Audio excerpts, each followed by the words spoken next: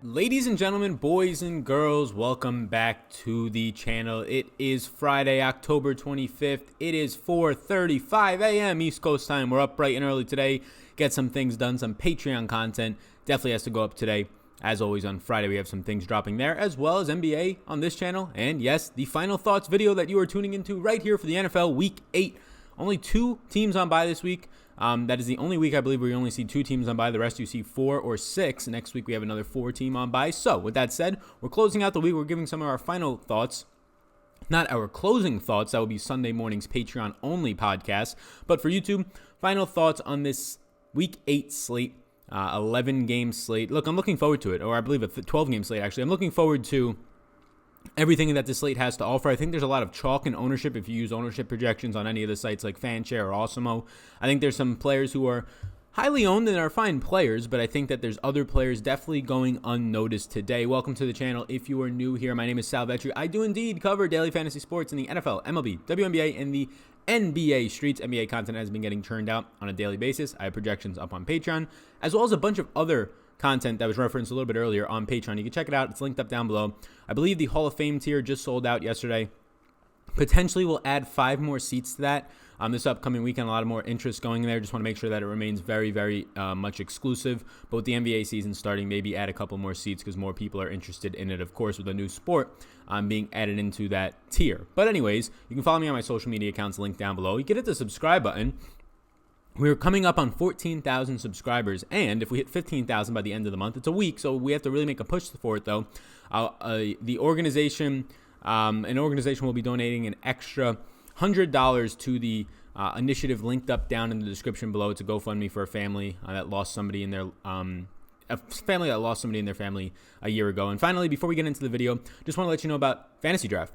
They are changing the way that daily fantasy sports is being played by revolutionizing it. They are using pretty much rake-free platforms. You don't have to pay a management fee. You have to just pay for a processing fee, which might sound annoying, but it's like a 3% fee that you have to pay up front, so you notice it more. That's why it might sound annoying. But what you don't notice on Draftkings and FanDuel is the 10 to 15 to 17 to 20% rake that you're paying. So you weigh the odds there. I think that paying 15% pretty much in a maintenance fee / tax to play on Draftkings in a way, the rake on it, compared to a 3% rake on Fantasy Draft is a bit different. And yes, obviously there's a lot more contest and or bigger prize pools on Draftkings, but the reason they can do that is because they're taking more from each individual player who is playing, which ultimately means that you have to win more and you have to place higher in these contests over the long term to actually profit. It's entertaining, but yes, we want to profit. So over on Fantasy Draft, it's rake free. You just pay for the processing fee. They have free, rake-free packages, and you can pay for a couple extras if you want to get money down. I do recommend it. There's a link down below to Fantasy Draft. I don't get any money off of that link, but I do get tracked to see if they want to continue to promote on this site. So that was the logo up above my head somewhere. That is Fantasy Draft. You should definitely check it out, the main event this weekend. And if you're listening on the audio version, if you indeed rate and review this audio version on wherever you are, I'm going to add it to Stitcher, and somebody else said Google Play reached out to me. Wherever you are, if you rate and review and you leave your Fantasy Draft handle, I will be sure to choose 3 people randomly for a free entry into the $25 main event this weekend. That is all the plugs. Those were extended plugs. Because, yeah, the NBA season's back, and we got a couple more plugs in. Come on, it's self-promotion on his own channel. Give the guy a break. But we're here, right?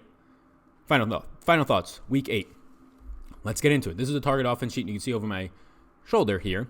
And getting into the quarterbacks. And I'll blow it up for all the people at home that are actually watching on the video version and not the audio version, not the podcast version. If you are on the podcast version, once again, welcome. What's going on? And here you go. Final thoughts. These are not rankings in terms of, I have my cash game tiers up on Patreon on Saturday. The projections came out today, or actually yesterday on Thursday. These are what I would consider just a player pool of quarterbacks that I like right now. And there's going to be one more player I'll probably talk about on this that's listed as a no. But Matthew Stafford's up at the top. He's not going to project out fantastic above some of these other guys that are up here, but he does have a very good matchup against the Giants.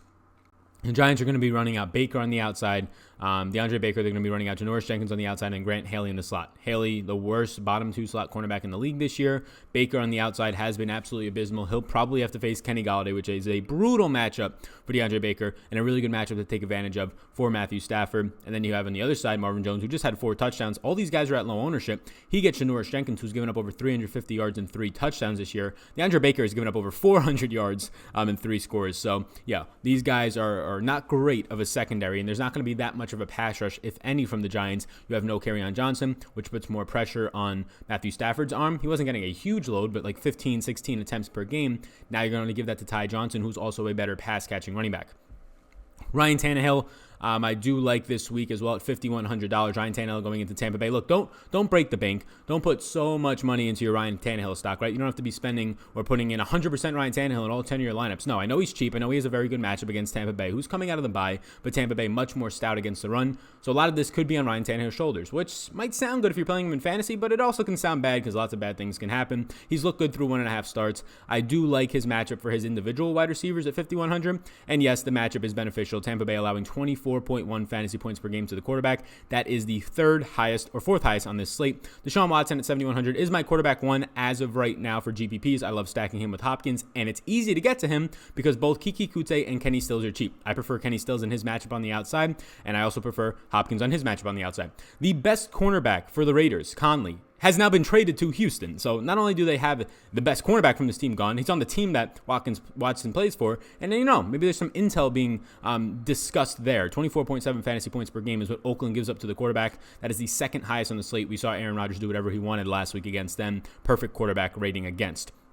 Matt Ryan at $6,000. I like this. If Matt Ryan plays, he didn't practice Wednesday or Thursday, but Dan Quinn said he doesn't need to practice to play, and he expects him to play. So if Matt Ryan plays, this Seattle secondary, in my opinion, is suspect. They have not faced the greatest of quarterbacks, and when they are, even when they're playing guys like Mason Rudolph or Teddy Bridgewater, they're able to move the ball and produce touchdown scoring drives on just limited snaps. And I know Mason Rudolph didn't do a ton, but he came in on a short week and still was able to move the ball for some big plays against this defense. Yeah, so Seattle secondary, I think it's a little bit suspect. I think Shaq Griffin is fantastic, a cornerback that's becoming a lockdown cornerback on the outside, but he'll probably face Calvin Ridley. But maybe he won't. If Calvin Ridley moves into the slot now with no Sanu, then he'll face a guy like Russell Gage or maybe Justin Hardy out there. And that's not scaring me if they waste Shaq Griffin on him. Shaq Griffin will not be on Julio because Julio is goddamn a tower. He is taller than Shaq Griffin by a wide margin. So it's going to be Julio with Trey Flowers, which is a big positive matchup.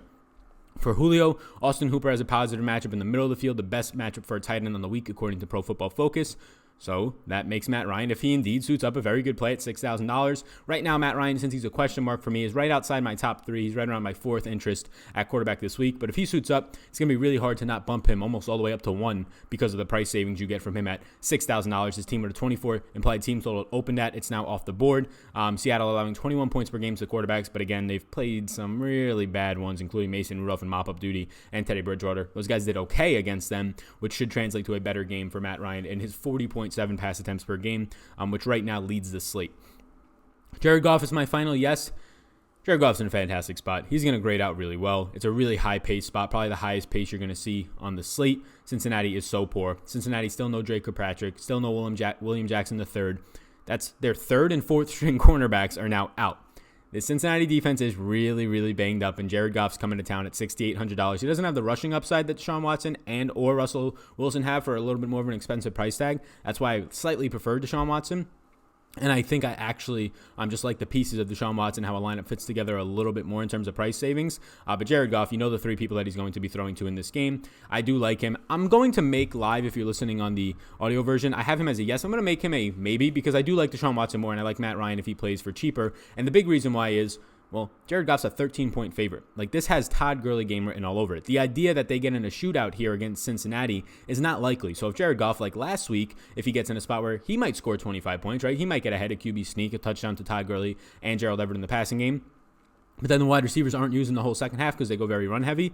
That's how this game automatically shapes up against a running defense that ranks bottom in the league, most rushing yards allowed, most receiving touchdowns to running backs, most fantasy points to running backs. This defense is very bad. The secondary is very banged up and bad, but it's a game where Jared Goff can get hot early for sure. A lot of things, though, have to go right because in games where Deshaun Watson is in with a 50.5 total, where Matt Ryan is in with a 53.5 total, if that game comes back on the boards, it's off right now. Those games have a much better chance at shooting out. And if I want to win a tournament, I need like the 303 touchdown game out of them. Jared Goff can surely do that against the Bengals, but there's also a chance that once he throws 20 times in the first half and they're up, or 15 times in the first half and they're up big, maybe in the second half he only throws 10 to 15, and instead of having a 40, 45 attempt game like I think you get out of a guy like Matt Ryan, he might only throw the ball 32 times, and that's not going to have as much upside to win it. So I do think he's in a great spot. It's not to take anything away. We're trying to kind of decipher between these people right here and these players at this price point. That's the one knock I can give to him, is that the spread is favoring Todd Gurley and these running backs a little bit more. My other two maybes are going to be Russell Wilson against Atlanta. I just prefer Deshaun Watson for $100 cheaper. I like the spot for Russell Wilson, but as a favorite on the road, though, which is better. But if Matt Ryan plays, it's a much better spot for him, of course. Matt Ryan doesn't play. I don't really want to get there. Russell Wilson has been the best fantasy point per attempt quarterback in the entire league, and all of his wide receivers have great matchups. KZ in the slot is going to go up against Tyler Lockett, and Tyler Lockett should dominate that matchup no matter what, and that's very good for Tyler Lockett individually. But trying to get Russell Wilson to pay off this tag and then trust DK Metcalf on the outside, look, I love the rookie. I think he's great. He's also going to have a beneficial matchup, whether it's Isaiah Alver, whether it's Sheffield. It'll probably be Sheffield because he's a little bit bigger of a cornerback, more body weight, and DK Metcalf is a huge receiver, but he's not as fast, so it could be Isaiah Alver, which then Metcalf has an even better advantage. Or if Desmond Trufant comes back, he's been terrible. Desmond Trufant has given up 5 touchdowns in 5 games. Just the most touchdowns from a cornerback this year, and he's played in like 2 less games than everybody else. So it's a really good matchup either way. So that's why he's a maybe. But when you try and pick between these guys at the same price point, I'd much rather have Hopkins paired with Watson over Lockett. I think Hopkins has the higher ceiling with no Will Fuller and even the higher floor. And then I honestly rather have Kenny Stills on the outside in his very beneficial matchup over DK Metcalf because I think Kenny Stills can do more things. He can get put into the slot, whereas DK is primarily on the outside. So we're just trying to pick between the pieces there. They're $100 difference. I think they're both in play. I personally like Deshaun Watson a little bit better. Lastly is Kyler Murray. Kyler Murray's a maybe for me. Honestly, I'm going to make Kyler Murray a no right now, only because I'm not sure what Christian Kirk does. If Christian Kirk plays, you can get to him, but then even then, I don't really know if I trust the upside of Larry Fitz and Kirk, both of them getting there for a 20-point game or so to win a tournament. So I'm going to take Kyler Murray off of this. A couple of players that I think are interesting. Josh Allen against Philly, obviously a fantastic spot, but if we're talking about GPPs, and I'll make Josh Allen a maybe right now, just so people don't get all tilted. If we're talking about GPPs, like Josh Allen against Philly, it's a fantastic matchup, but who does he have? He has John Brown. Yes, Jalen Mills is back. That should limit John Brown's production a little bit, but not too much, as Philly secondary is still very bad. They're at home. They're favorites at home, so it's not as much needed to use Josh Allen, and this seems like a game where both teams play at a snail's pace. Well, more so the Buffalo, which is going to make this a little bit more slow at home. You imagine that there's a lot of running, not as many possessions. They lose a possession and a half or so each in this game. And it's just a game where there's not as many opportunities. No Buffalo quarterback has thrown for over 300 yards in over 35 games now. I need to win a tournament. Josh Allen to either have 80 yards on the ground and a touchdown and put some things together, but then that kind of hurts John Brown's upside. I don't know 2 players to pair him with. I don't want Duke Williams. I don't want Cole Beasley. I don't want Isaiah McKenzie. It would just be John Brown. So the way I play tournaments, I like the team and game stack. I don't get to a lot of Josh Allen this week. Can you play him in cash? Sure, but I would rather save money and get to Matt Ryan or just pay up the same amount and get to Deshaun Watson's tier or Jared Goff. So Josh Allen, his price point's a little bit weird. If he was like $5,800 this week like he has been in weeks past, yeah, it's a great spot for him. But at $6,500, you're playing him because of the matchup, which is fine, and because he is performing well each game. 18.83 fantasy points per game is definitely respectable. But do I think I hit a ceiling for 30 points out of Josh Allen in a game this week? I don't think so. So I'm not going to get there as much. So we're going to go back to making him a no, and everybody can go on tilt. Cool. On to the next one, running backs.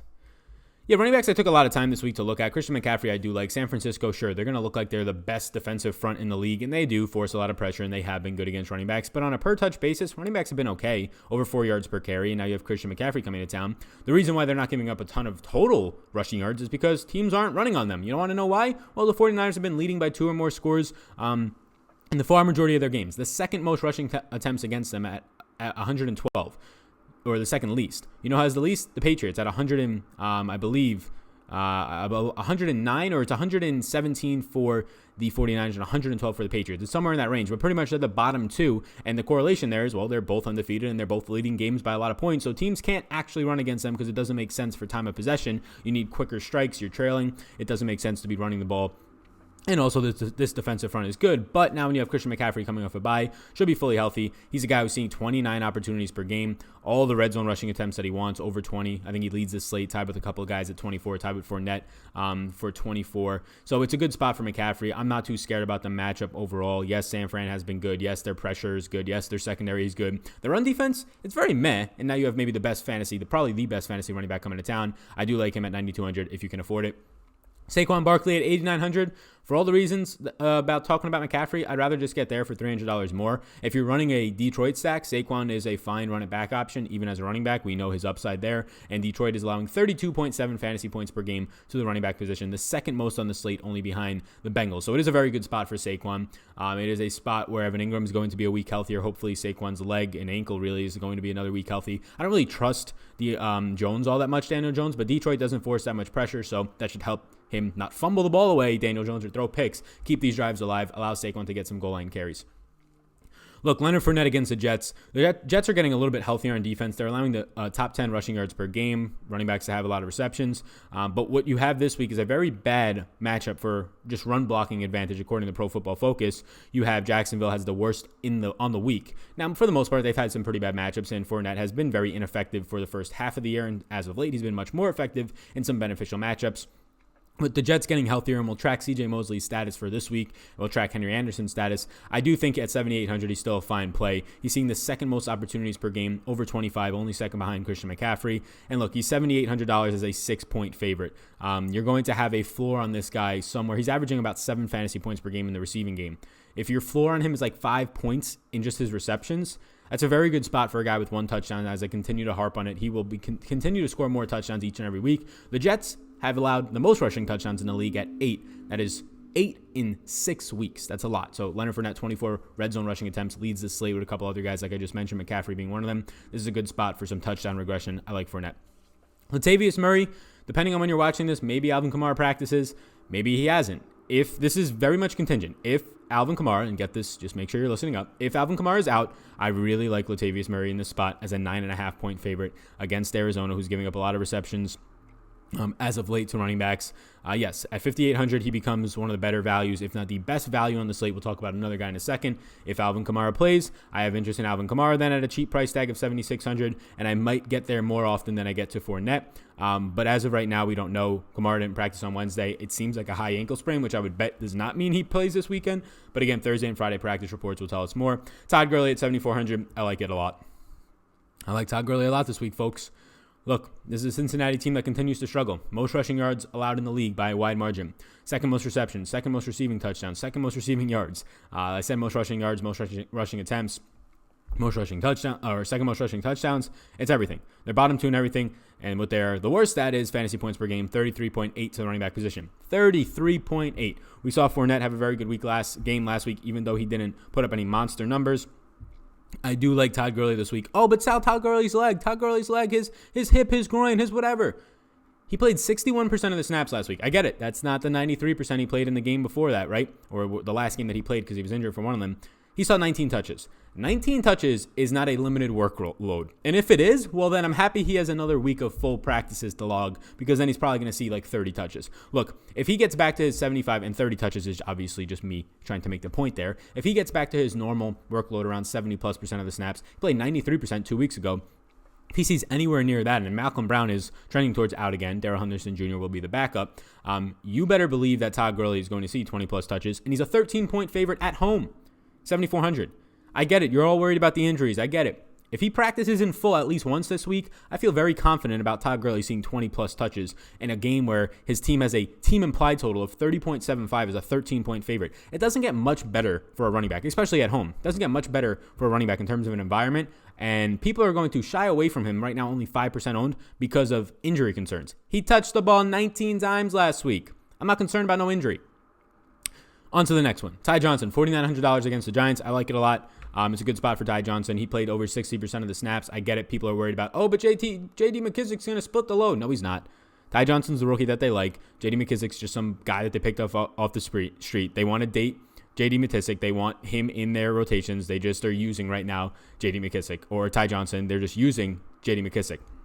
I think that Ty Johnson is completely fine to trust here for 65% of the load or so, if not more. He's going to be more active in the receiving game. I get it. J.D. McKissic is fine on a per-touch basis in his career, like 65 carries for 4.7 yards per carry, but he's been on 3 teams in 3 years, and he's always just kind of a journeyman third-string running back. I'm not too worried. I think you're going to see every opportunity for Ty Johnson to compete, and at $4,900, I do like that. More times than not, I think Ty Johnson touches the ball 15 times in this game, where indeed his team is a 7-point touchdown favorite against the Giants, who have no pass rush, have no passing defense, and aren't the greatest on the ground. The Detroit Lions have a top 3 run blocking advantage on the slate this week. Ty Johnson at $4,900. He's not a lock because Latavius Murray's $900 more in a very good spot if Kamara's out. But Ty Johnson's in a good spot in my opinion. And then some maybes. If you can't see the sheet because you're on the audio version, Tevin Coleman's a maybe. I think he's a decent pivot off Ty Johnson. Ty Johnson's only 8% owned as of right now on Friday. But if that changes and he comes up and somehow gets chalky, Tevin Coleman becomes a pivot. But for right now, no real interest in getting to Tevin Coleman over Ty Johnson unless ownership changes. I think David Johnson's worth mentioning at 4,400 or David Montgomery. He's worth mentioning. And why is he worth mentioning? Well, the main reason why is he saw 2 carries last week, and they're going to have to change that because did you see the way Mitch Trubisky played? Yeah, Mitch Trubisky was overthrowing everybody. You don't run the ball just 5 times. I get it. The Saints are a fantastic defensive line that they played last week, but you don't run the ball just 5 times and 2 with your star or your rookie running back that you've been raving about. I think that they get that turned around this week in a beneficial matchup. $4,400. It's a milli maker type play only. It's very risky, but I do think that he goes from seeing 2 carries back to his double digits to 15 carries roll. And nobody will be playing him. Marlon Mack is an okay spot. Actually, I'm going to put Marlon Mack as a no. At $6,100, I just don't want that. I respect Denver's run defense. It's ranked number 1 on Pro Football Focus. Yes, Latavius Murray destroyed them. They had 2 players injured. 2 of their better players injured in their front 7 that week. Or not Latavius Murray, Leonard Fournette. And other than that, they've been very good on the ground. I don't want to play Marlon Mack against them. And it's not so much about Marlon Mack. If Latavius Murray plays, I prefer him. I prefer saving a ton of money and getting to Ty Johnson. And otherwise, from there, I would just rather pay up. Le'Veon Bell at $6,900 and Chris Carson at $7K. These 2 are both question marks for me. Le'Veon Bell's matchup is a little bit worrisome here, and the idea that he's not catching him as many balls the last 2 weeks, just 2 total receptions on 5 targets. He's running pretty much the same amount of routes. Instead of 28.5, he's been running 25.5, so no real major dink there. He's just not catching the balls. They're not scheming as well, whatever it might be. They played the Patriots last week, so 4 targets and 1 catch. Maybe that's why the defense was just a little bit overpowering for Sam Darnold in general, and they weren't really moving the ball all that much. He performed well on the ground, 15 carries, 75 yards. I'm not overreacting to the recent hit to his role. I think he's a fine play. He's $6,900. I prefer Todd Gurley for $500 more. I prefer Latavius Murray for $900 less, so I have him as a maybe and not a yes. Same exact reasoning for Chris Carson. Chris Carson's facing Atlanta. They're a top 8 run defense, and the way you beat Atlanta is by throwing the ball. Chris Carson surely is a favorite, a road favorite by almost a touchdown, 5.5 point favorite. Team has a 29.5 team total based on his usage, seeing pretty much in 20 carries per game right now. And last week he played 89% of the snaps. Rashad Penny was healthy, only played 3%. It's the Chris Carson show right now in Seattle. The concern is that you see Seattle throw the ball a little bit more here, and Atlanta has a very good run defense right now. Jared in the middle of that defensive line for Atlanta is he's top 5. I think he's 4th in just run stop ability on a defensive lineman for a defensive lineman in this league. He's been fantastic. Yes, so Chris Carson, Le'Veon Bell, they're maybes for me. If you play them, I think it's completely fine. Pretty much whatever exposure I get to them, if I run 150 lineups, I'll look at it, and if it's like 20%, I'll say, okay, that's good. If it's like 17, 13, I'll say that's good. If it's 24, I'll say, okay, that's fine. Whatever I get, I'll be okay with that. I'm just not going out of my way to prioritize them like I am for guys like Latavius Murray, Todd Gurley, and even potentially Ty Johnson.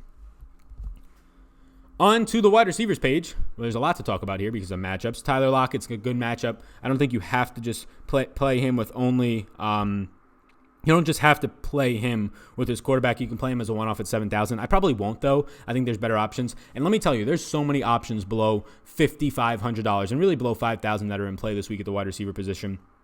So Tyler Lockett's fine. Kenny Golladay, a very good matchup. He'll get DeAndre Baker on the outside, which we talked about a little bit earlier. It's a very beneficial matchup for Kenny Golladay. And as I pull up that exact matchup for him, so far DeAndre Baker this season, 24 receptions, 409 yards allowed, 3 touchdowns. He has 144.6 pass rating against him. Out of anybody who's played 150 or more coverage snaps, he is the worst in the league. Out of anybody who's played 100 or more coverage snaps, he's the second worst in the league at pass rating and just what his defense is. Now he has Kenny Golladay coming to town. The 2 targets that Kenny Golladay saw last week on 45 Stafford pass attempts, it's just a spot where I think it was fluky. I'm not too worried about it. John Brown will probably see some Jalen Mills, but other than that, the secondary for Philly has been terrible. John Brown's fine. Brandon Cooks, I love Brandon Cooks.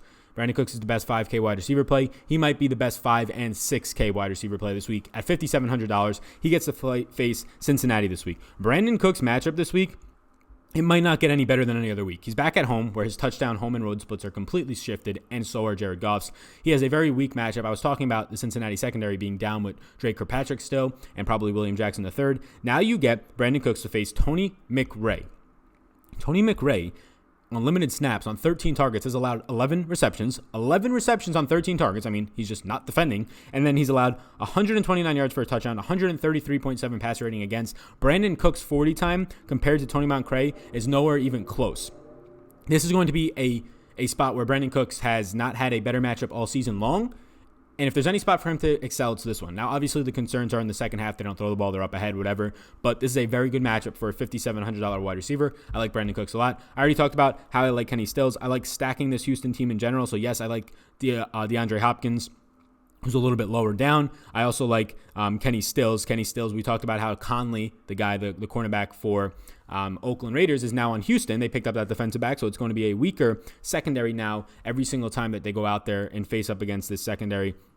I'm pulling up now my stats or my notes on what this matchup specifically is going to be. So for Houston, for Kenny Stills, he's probably going to get Darryl Worley just based on size and speed. And he has and this is a huge advantage. Kenny Stills he ran a 4.3840. Worley has a 4.64. So in terms of speed, if there's any time where there's more time for Watson as he improvises to kind of have a couple more seconds for Kenny Stills to get deep down the field, maybe a deep post route, Kenny Stills should be able to deliver on that. He has a huge speed advantage on all these cornerbacks, especially Worley, who should be on them the most because they're going to put, quote unquote, maybe their best cornerback that's left on DeAndre Hopkins and probably a double team, but it's not really going to work. All these guys in this secondary are terrible. Just asked Aaron Rodgers last week. But Kenny Stills against Worley. Worley has allowed 265 yards and 2 touchdowns this year on 35 targets. It's a really good matchup for Kenny Stills and a really nice price point. While we're talking about Houston, DeAndre Hopkins should get to go up against Trayvon Mullins, who so far this year in just one game of coverage, on 5 targets, he allowed 4 receptions, 34 yards and a touchdown. Obviously, it's a small sample as he's filling in for Conley, who was just traded. 134.6 pass rating against. Now he has to face DeAndre Hopkins. Surely will have safety help, but still, good matchup for those guys. Christian Kirk, if he's playing and he's going to go up against New Orleans, it's somewhat of a scary spot, but I'll take Christian Kirk there at the reduced price point. I think I prefer Kenny Stills, though, as a deeper target downfield. Man, I really like these Tennessee wide receivers this week. These Tennessee wide receivers, in my opinion, are in a very, very beneficial matchup. You have Ryan Tannehill throwing them the ball, which is worrisome, but Tampa Bay's secondary is a run funnel or a pass funnel. They're a very good run defense, which means not relying on Derrick Henry this game and throwing the ball maybe a little bit more, maybe 35 to 40 times for Tannehill seems scary, but if that's the case, these wide receivers are going to flourish. Corey Davis in a game and a half with Tannehill has seen 11 targets. A.J. Brown in a game and a half with Tannehill has seen 10 targets. They're getting a lot of volume from this guy. A.J. Brown is going up against Vernon Hargreaves, who so far this season has allowed, he's one of the worst cornerbacks in the league, if not the worst, 28 receptions for 434 yards and 2 touchdowns on 37 targets, 120.8 pass rating against. You have right now Brown a little bit cheaper than Davis, so I do prefer him for the $300 savings, but I think both these guys are very much in play. Brown has 22 pounds. He's 226 pounds. He's 6 foot flat. He has 22 pounds on Hargreaves, who's only 204 pounds, and he has a lot of speed. He's a rare combination like Julio of size and speed. That's one of his comps. This is a very good matchup for A.J. Brown. And then Corey Davis right there as well. Corey Davis also has a very good matchup against Carlton Davis, not his brother. No relationship there. Carlton Davis and Corey Davis. Corey Davis is going to be going up against him. He also has a speed advantage of 4.4. It was never reported, but unreportedly, because he never ran the combine, Corey Davis a 4.40, a 4.53 for Carlton. These receivers are very fast and big on the outside, and they have fantastic matchups. So far, Carlton this season has allowed 20 receptions, 223 yards, and a touchdown. I like both these guys. You can stack them. Just don't stack a lot. You don't need to. They're both 2% owned. I think that in general, I would rather just use them as one-offs. I prefer A.J. Brown, but I also really like Corey Davis. So they're both 2% owned. Like, these are just tournament winning type plays at low ownership. So if you're playing 50 lineups, don't go playing them in every single one. They're like 1.5 and 2% owned right now. You can just play like 5 of them, and you're going to be double or triple the field. Okay, Mike Evans is the last guy that I like. I like Mike Evans' matchup on the outside against Malcolm Butler. Mike Evans right now, and this is a spot where I somewhat get to Jameis a little bit more, only because I have interest in Mike Evans, and I have interest in Chris Godwin's matchups individually so far. So Mike Evans is the one I like a little bit more. On the outside, likely to see Malcolm Butler. Right now, Malcolm Butler has given up 375 yards and 3 touchdowns this year, 105.8 pass rating against. He's giving up 4.1 receptions, 53.6 yards per game, and 0.43 touchdowns per game, just himself. That's not even taking into account the rest of the secondary. Malcolm Butler, it's just crazy that the Patriots and Bill Belichick know exactly when to get rid of a guy. Malcolm Butler has been terrible. And now you have a 231-pound, 6'5" Mike Evans coming to town. It's going to be very scary for Malcolm Butler. And the reason Malcolm Butler will be on him and not Adore Jackson, who's been better this season, is Malcolm Butler's just bigger size-wise. Like, Adore Jackson might get thrown around by Mike Evans. So it's not a shadow matchup. They'll both see him, but primarily it'll be Malcolm Butler. And then just some other guys. There's like a list of them that I have some interest in. Larry Fitzgerald, slight interest. He probably leans more so to a no because there's so much value. Cooper Kupp, if you want to pay up, is fine, especially if you're going to stack the Rams. I prefer his cheaper counterpart with probably more upside in this matchup in a Brandon Cooks. Cortland Sutton, no Emmanuel Sanders. It really shouldn't change much for Sutton other than maybe he sees like another target per game. But it shouldn't change all that much. Maybe some more red zone targets, of course, be the main guy there. But he has already been the main guy, and he's not going to change his role. Sanders was on the right side of the field. Sutton's been primarily on the left side of the field with Deshaun Hamilton in the slot. So nothing's really changing outside of Fred Brown now being starting on the right side of the field, probably with some other guys filling into that spot in a rotation aspect. Alex Erickson, I think, is a good play at 3,700. I think he's better for cash, right? $3,700 if he gets like 8 to 10 points, he doesn't burn you. Or in a tournament, you need him to do what he did last week, and that was a career game. He was quoted to say the best game he's ever had in any form of football, any level. So I don't know if he's going to repeat that in back-to-back weeks. So I'm not going to go back to Alex Erickson, who he's not going to see Jalen Ramsey or Robbie Coleman, but he'll see parts of them at times. He'll have the best matchup on the field against probably Troy Hill. So I think it's a beneficial spot for Alex Erickson. I just don't want to put him in a GPP because I don't even think he can score 15 plus points again, and I need that. Chris Godwin's in a good spot. Look, it's a tough matchup against Logan Ryan, but size-wise, Chris Godwin has 15 pounds on him. Logan Ryan's been very good this year. He's been able to hold up a ton of targets in the slot. But that being said, Godwin is like one of the biggest receivers he's faced, if not the biggest, coming off a bye. I like both these Tampa Bay receivers. I prefer Mike Evans for a cheaper price point even as well. But Godwin, you don't have to run away from him. Keenan Allen, look, he's only averaging 40 yards per week over the last 4 weeks. He had 61 yards in the first half last week.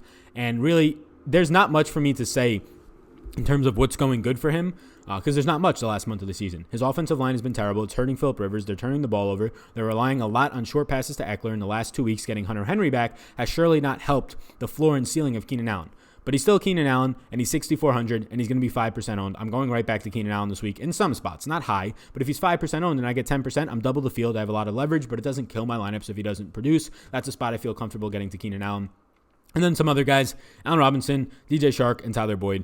Tyler Boyd's very cheap, but there's a lot of cheap guys this week, right? A lot of guys in that 4K or 5K and below range that I like. I should also add Mohamed Sanu. He's not on here, but Mohamed Sanu is a final guy that I like a lot. Finally, will be able to play on the outside. He's been the primary slot receiver for the Falcons the last couple of years because Julio's on the outside and Ridley for the last year and a half. But now he'll go to the outside. Julian Edelman will be in the slot with Dorsett on the other side. I do like Sanu at $4,000 flat. I actually think that's a very good play.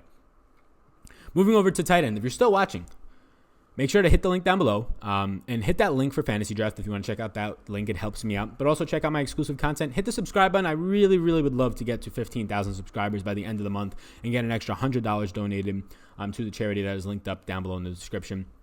My tight end pool is very small this week. Darren Waller and Austin Hooper, I think, are the two best plays on the week. If Matt Ryan plays, I like a lot of Austin Hooper for those stacks with Matt Ryan, Julio Jones, and Austin Hooper primarily. If not, I like running back a lot of my Houston stacks with Darren Waller. I'm going to have a lot of ownership of both of those guys. I think they're both underpriced. Sure, George Kittle is fine. He's at 6,500. I have him as a no. I guess you can put him as a maybe if you really want to. He should still see around 7 targets, but the matchup individually for Darren Waller against Tajon Gibson, who's injured, he might not even play, is a good one. And the matchup for Austin Hooper this week is also a good one. And then I factor in that I really like stacking those teams. I want to stack Houston, so if I want to run it back with another player from the other team, I get the Darren Waller. I want to stack Atlanta if Matt Ryan plays, and I want to stack them with probably Julio Jones and then Austin Hooper based on individual matchups. You can get the Ridley if you want. Those are the two that I like a little bit more. I'm not sure if Ridley will stay on the outside primarily and have a tough matchup against Griffin, or if they'll move him immediately into the slot and take over for Sanu. I don't really want to risk that one. Evan Ingram's an okay play, so is Zach Ertz. Zach Ertz a tough matchup in Buffalo, but his own defense, and Buffalo's been good against tight ends.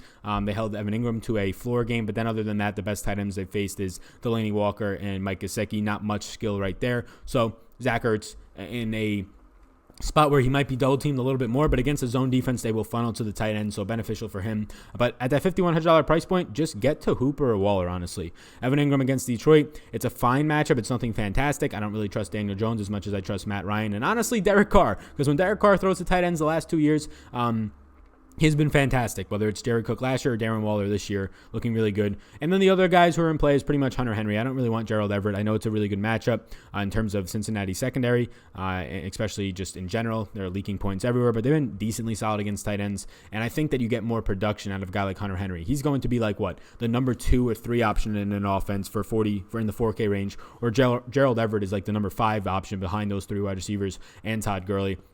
And then when you move up the chain, Darren Waller's the number 1 option. Austin Hooper's the number 2 option behind Julio, if not the number 1 option this year for Matt Ryan. Evan Ingram is a number 1 or 2 with Saquon. Zach Ertz is the number 1 in that offense. Like, I want those guys more than I want the other guys below that. I know George Kittle is also the number 1, right? Even with Emmanuel Sanders there. But that team just runs so many players in their rotation. And also, taking into account the price point, I think that the same upside, if not more, is there for Hooper and Waller for a cheaper price point. So that's where I'm at with tight end.